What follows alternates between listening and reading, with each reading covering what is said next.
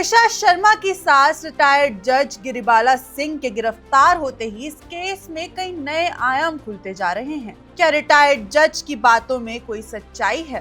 क्या त्विषा bipolar disorder से जूझ रही थी जब उसने अपने दोस्तों को ढेर सारे इमोशनल मैसेजेस भेजे और अपनी आप बीती बताई?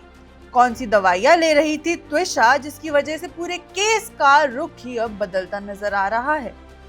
त्विषा शर्मा केस एक ऐसा केस जहां हर दिन एक नई जानकारी और एक नया सवाल सामने आ रहा है, लेकिन इन सब के बीच एक मुद्दा बार बार चर्चा में आया है, मेंटल हेल्थ।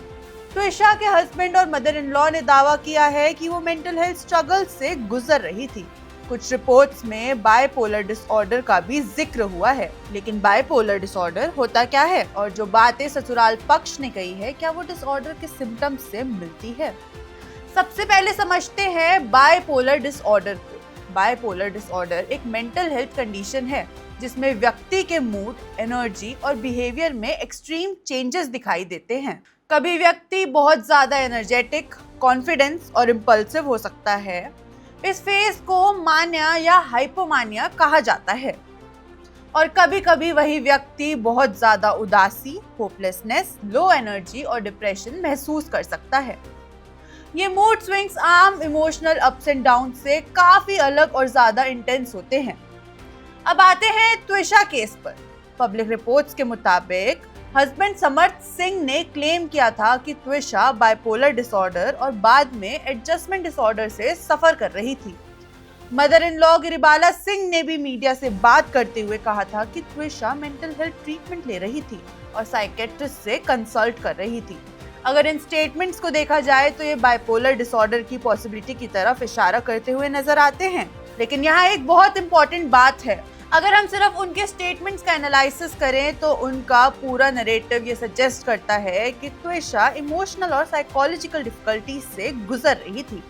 लेकिन अगर हम ससुराल पक्ष के दावों को एक एक करके देखें तो ऐसी कई बातें हैं जो सामने आती हैं जिन्हें वो त्विषा की मेंटल हेल्थ से जोड़ते नजर आते हैं। सबसे पहला दावा था कि त्विषा मां नहीं बनना चाहती थी। ये सवाल अपने आप में ही काफी कॉम्प्लेक्स है। किसी व्यक्ति का बच्चा ना चाहना जरूरी नहीं है कि मेंटल इलनेस का संकेत हो, ये एक पर्सनल चॉइस भी हो सकती है। लेकिन अगर किसी व्यक्ति के फैसले बार बार बदल रहे हों, इमोशंस बहुत तेजी से बदल रहे हों या रिलेशनशिप पर इसका असर पड़ रहा हो, तो एक्सपर्ट्स इसे साइकोलॉजिकल डिस्ट्रेस के ब्रॉडर कॉन्टेक्स्ट में देखते हैं। दूसरा दावा था कि त्विषा ओवरस्पेंडिंग करती थी। बाइपोलर डिसऑर्डर के मैनिक फेज में कुछ लोग इम्पल्सिव स्पेंडिंग कर सकते हैं।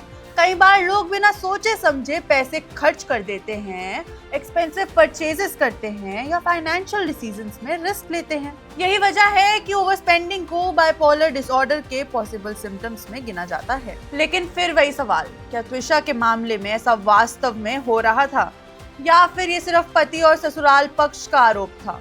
इसका कोई इंडिपेंडेंट वेरिफिकेशन अब तक सामने नहीं आया है। एक और दावा ये भी किया गया कि त्विषा ने शादी से पहले अपनी जॉब छोड़ दी थी। अब सवाल ये है कि क्या ये फैसला किसी मेंटल हेल्थ स्ट्रगल की वजह से लिया गया था या फिर शादी और पर्सनल प्रायोरिटीज के चलते। पब्लिक डोमेन में कोई ऐसी जानकारी नहीं है जो इन दोनों पॉसिबिलिटीज में से किसी एक को कंफर्म करती हो।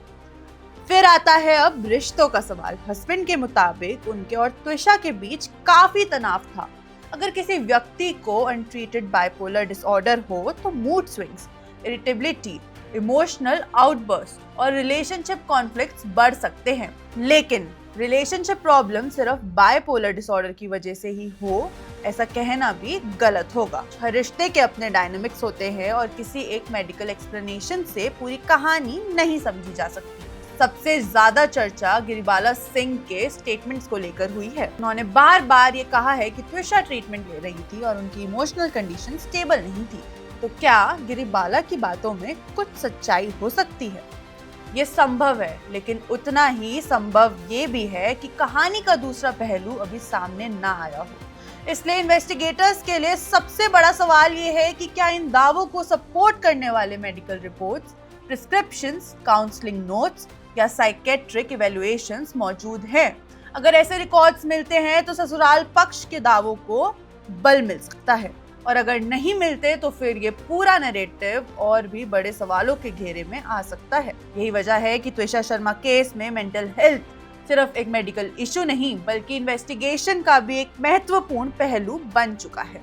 लेकिन इस पूरी कहानी के बीच एक सवाल अभी भी वहीं खड़ा है, क्या त्विषा शर्मा की मौत से पहले उसकी सबसे बड़ी लड़ाई दुनिया से थी या खुद अपने दिमाग के अंदर चल रही एक जंग से? आप देख रहे हैं one India Hindi. Subscribe to One India and never miss an update. Download the One India app now.